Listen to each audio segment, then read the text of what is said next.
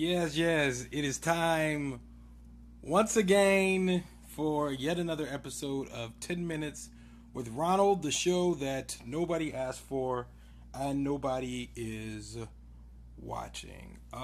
First of all, some housekeeping issues. Originally I was doing this show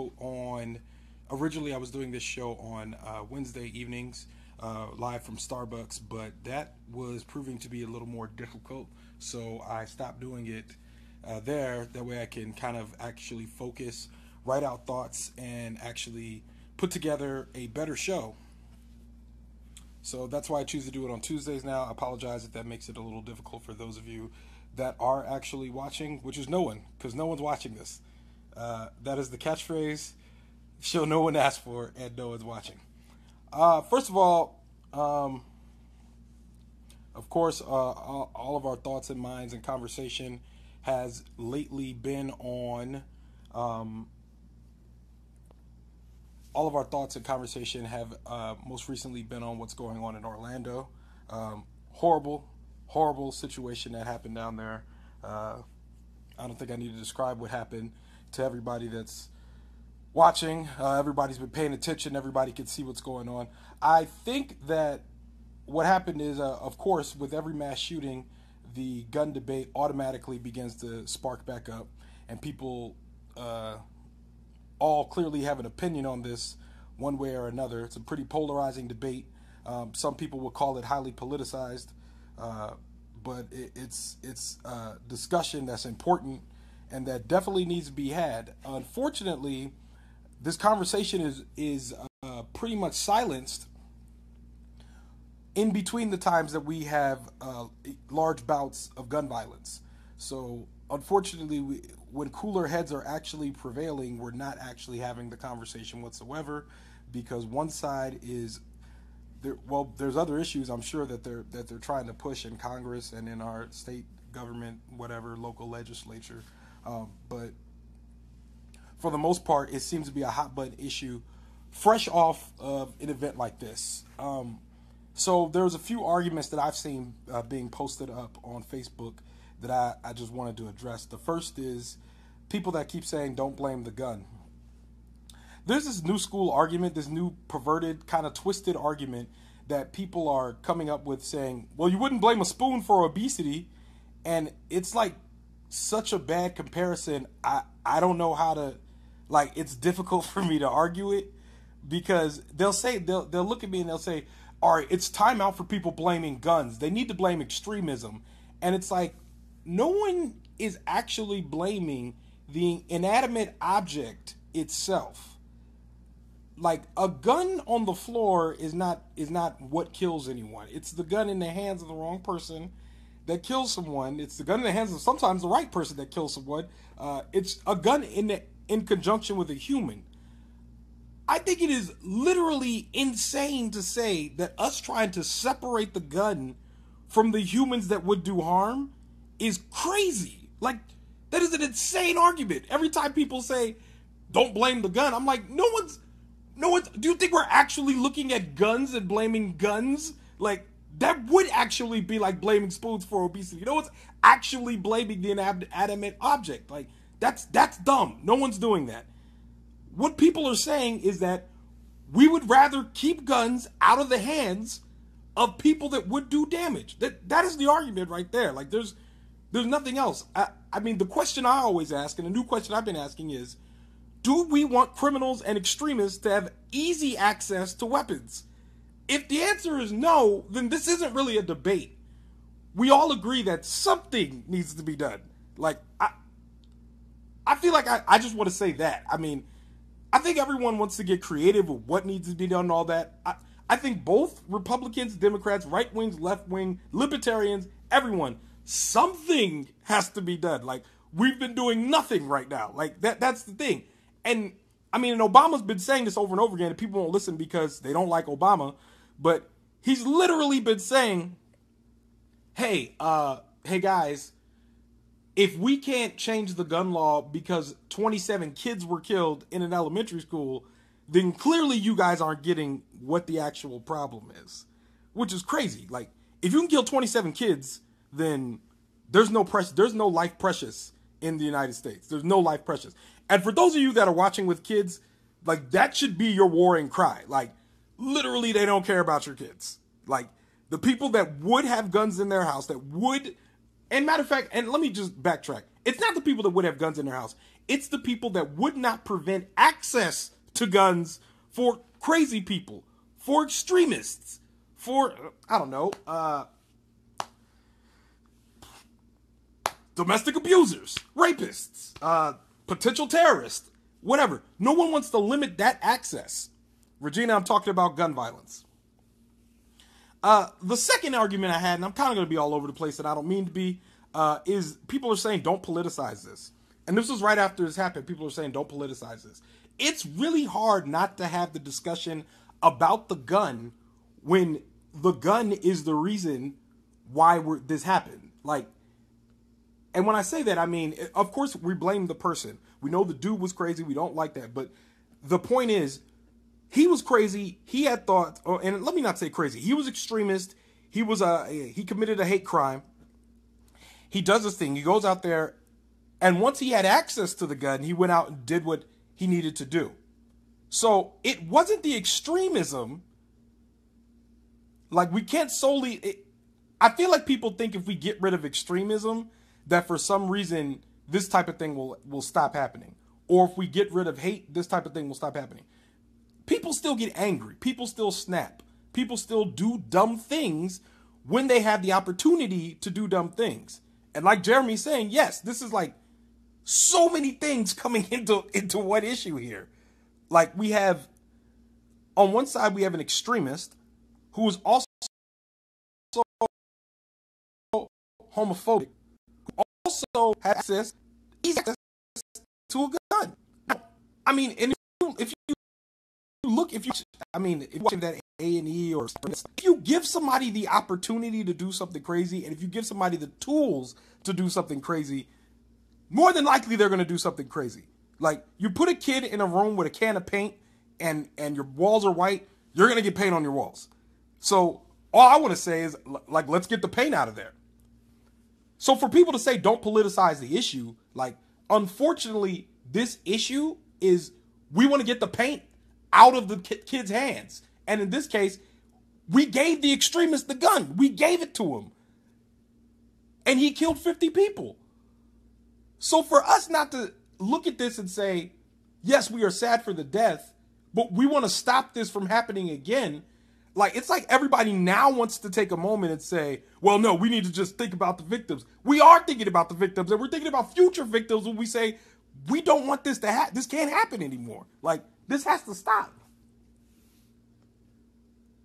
The next argument is people are talking about a war against radical Islam. Well, I mean, let's be real. We should always be warring against extremism in any form, whether it be Islam, whether it be Christianity, whether it be radical Judaism. I don't know much about that, but whether it be, I don't know, the Mennonist, rapists, whatever, radical murderers, anything radical. We should always be warring against that. I think that there's three different things. People want to look at blaming the gun to distract us. They say, hey, we need to say, don't blame the gun. That's a distraction. They want to say, don't politicize this. That's a distraction. Then they want to say, this is a war against radical Islam. That's a distraction. When the bottom line is, we need to just separate the ease of getting a gun from the person that would do harm. And I think all the people in between that just have guns in their house for home protection, all that, I mean, unfortunately, there's nothing we can really do about them, and I don't think there's anything we really want to do about them, because we don't want to take guns from responsible. Okay, let me just say, I don't want to take guns from responsible gun owners, because I don't think they're the problem. I don't. However, somehow responsible gun owners can't see the separation between themselves with a 9 responsibly and an extremist with an AR-15 irresponsibly. Like, I don't know. And I'm going to keep harping on the same thing. Like, to say nothing, that we're just going to do nothing, is just crazy. Like, something, anything at this point needs to be done. If people would just do something, I think just something. So again, the question I would ask, if I'm any of you all, I would just ask, this is just a simple question. Do you want criminals and extremists to have easy access to weapons? And I'm not talking about Joe, who keeps 500 guns in his house, is not an extremist, not crazy. He's just a gun nut. Like, I know people like that. They're good people. There's people I know a guy in West Virginia. I slept at his house. There was literally guns all over his house. I was real nervous. I was real nervous, but there was guns all over his house. And actually, let me talk about Moreland. Moreland, that's a good question. Do I think it was an attack on gays? Yes. This was 100% homophobic. Like, I think throwing ISIS in it and all these things twists it so that it doesn't look like what it is, which is it's a hate crime. It is a hate crime. It was a hate crime. So, I mean, let's call it what it is. This guy went in there and he hatefully killed all these people. Now, it's easy for the media to say, hey, he was associated with ISIS, and it's easy for ISIS to say, yeah, we killed some more infidels. Of course ISIS is going to say we killed some more infidels, but this is a muddy issue. This isn't as simple as, I don't think this is going to be as clean cut as saying, was it purely a hate crime or was it, terrorism? Actually, it was terrorism. Let's be real. It was terrorism. Well, I don't know. Based on the pure definition of terrorism, it might not have been terrorism. The Dylan Roof thing, based on the pure definition of terrorism, was definitely terrorism. But this, on the other hand, I'd have to get more information. Actually, me and my friend Travis had a discussion about this. And he asked me about the Dylan Roof thing. And I was like, why are they not calling that guy a terrorist? And Travis asked me a couple of questions. He was like, it's not terrorism. And then he asked me a couple more questions and I answered them. Basically, he stated his ideological beliefs and then he killed in the name of said ideological beliefs. By definition, that is terrorism.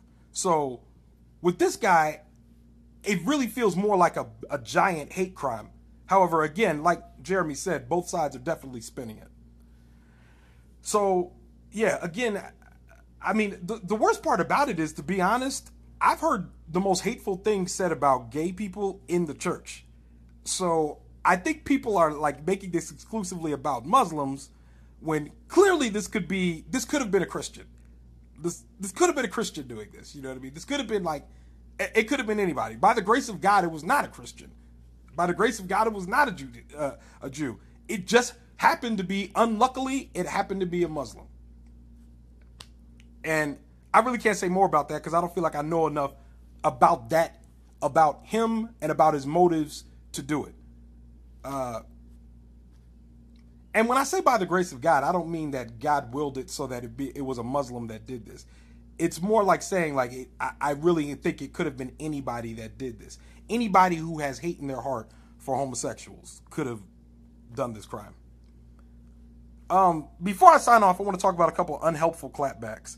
So there's this new attack on thoughts and prayers, which on one half I understand, but as like a Christian, it's hard for me to get with. People are saying, stop sending thoughts and prayers and actually take action. And I get what they mean. They're talking about people who are willing to say we're sending thoughts and prayers to this situation, but unwilling in their position as leaders, as positions as congressmen, to take action, to take legislative action. Now, somebody like me, when I say I'm praying, I'm actually praying. Like, I actually get down on my knees and I actually pray when I say I'm going to pray. And I try to be very good about, thinking about it, writing it down, making a mental note, whatever, and making sure I pray about whatever I was asked to pray about.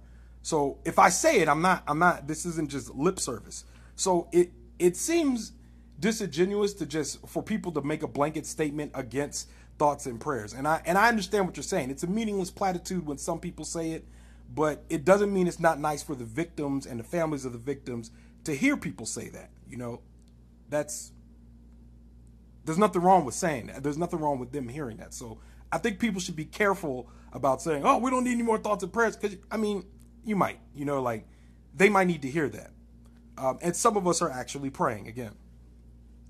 And then the second thing is I notice people are calling out entire social and demographic groups to fight for this cause. And I think people are saying, there was a tweet I saw that I didn't too much care for. It was a guy who said, "Dear heterosexual black men, we're ready for you to stand up for us when we stood up for you when you were being killed." And I just don't like the idea of people speaking for entire social groups in general. Like, in general, it seems like there's people out there that are willing to make a statement in the name of an entire social group and say what that social group ought to be doing. Like, in general, people should just be good people. Like, just be a decent person, you know? I don't want to see anybody get killed. Like, black, gay, straight, tall, short, white, black. Like, I really don't want to see anybody get killed. I really don't. Like, I don't want to hear about people getting gunned down. I don't want to hear about people getting gunned down in the church. I don't want to hear about people getting gunned down in the gay club. I don't want to hear about people getting gunned down in elementary school. I don't want to hear about people getting gunned down in the field, in cars, in traffic, on the metro. I don't want to hear about people getting gunned down, like, straight up. So I just think the idea of people saying that, you know, you heteros need to take a stand. Like, yes, but be a decent person. Just be a decent person. Like, nobody wants to see anybody get shot down, you know? I think that's important. I think that's important to note. But again, if I had to wrap this all up, I would say two bottom lines. One, my heart goes out to all the victims down there. Like, I think I heard a story about the people that went in there, and they said while they were in the club, they heard the cell phones ringing of people trying to get in touch with their loved ones, and that literally just ripped the heart from my soul. Like, I couldn't imagine, you know, if it had been me or my sister or somebody, like, and my mother's trying to call us to make sure it wasn't us, but it was us. Like, that's awful. And then the other half is, I think in general, people really need to understand that something needs to be done. Like, I'm not going to sit here and say what. I'm not going to talk about registration or any of that stuff when it comes to guns, but something. Like, if you can't agree that something needs to be done, I don't even know what to say to you at this point. Like, to say that we can get along with the same nothing that we've been doing this entire time is just, that's insane to me. Ben, I hear what you're saying. I think there have been people. It's unfortunate when you hear people that are notably silent about these types of issues, and I don't know. Like, sometimes people don't know what to say. That's one. And then sometimes people don't want to say the wrong thing. But in general, I think most people care, and most people wouldn't want something like this to happen to anybody. Like, it's just unfortunate. Like, and think about, I mean, it's groups. Like, first it's a group of kids, then it's a group of black people. Now it's a group of gay people. Like, I think it's the only time that it's really going to hit home is when it's like, until like the gunman walks into an NRA rally or something like that, it somehow successfully guns down white men or straight white men or straight white women, that it's going to look like something that really could happen to anybody. Ben, I understand what you're saying. Like, so Ben is saying he would have loved to hear more from the religious community. But Ben, I mean, I'll just tell you, like, sometimes you just don't hear about that stuff. I know for my church organization put out a graphic that said "Pray for Orlando," and they included a scripture in it, and it circulated amongst us in Cool JC. So I don't know if sometimes things like this don't necessarily get out to y'all, but you know, I think it's like, I don't think you should take it personally or look at an entire group and say, well, why didn't this group speak up? So, Shelby, I spoke about that earlier. Again, like, if they don't care about kids, then I don't see how. No, just something needs to be done. Like, I just don't see. Like, I think and that's what everybody. If there was a mantra I picked this last week, I think my mantra was tell your story, turn the lights on. I feel like I'm still stuck on turn the lights on now, because at this point, to say, like, you got to do something. Like, you can't do nothing. Like, you have to do something. It just seems crazy at this point to to just hope that this doesn't happen again, or say that there's another problem that we need to address, which is like the harder problem. Like people are saying, no, the problem isn't guns. The problem is extremism. You know which one's harder to police? Extremism. Like, we can't go out there and be like, hey, who's out there hey, you look extreme. Like like that's way harder to police than just saying, all right, we do need to manage extremism. We do need to manage homophobia. We do need to manage these things. But we also need to make sure that these people can't get their hands on guns. I don't know. This is a rocky issue, and I'm sure I irritated some people. I'm sure I'm going to have a lot of people arguing, and I don't intend to. I just want, and if anybody says anything, Ronald said anything, just make sure y'all said that Ronald said that something needs to be done. Something. Anything at this point. So, yeah, this has been a 20-minute edition of 10 Minutes with Ronald. The show that nobody asked for, and they say if we use fingerprints, we can get into our phone. See, Madison, all right, so I was about to wrap this up, but now I got to come back.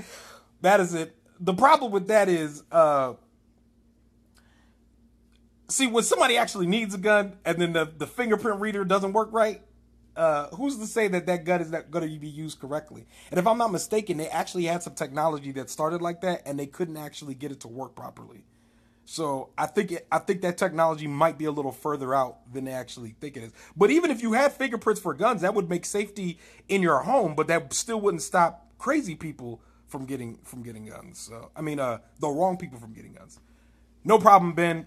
You know I support you, and I hope everything's good. But anyway, everyone, once again, next week we'll be talking about colorblindness. Make sure y'all watch the OJ documentary tonight. Starts at 9 o'clock. It's outstanding. This is part 2. If you haven't watched part 1, try to go back and watch part 1. It's on ABC. Again, this has been 10 Minutes with Ronald, the 20-minute edition, the show that nobody asked for and nobody's watching. I will see you next Tuesday.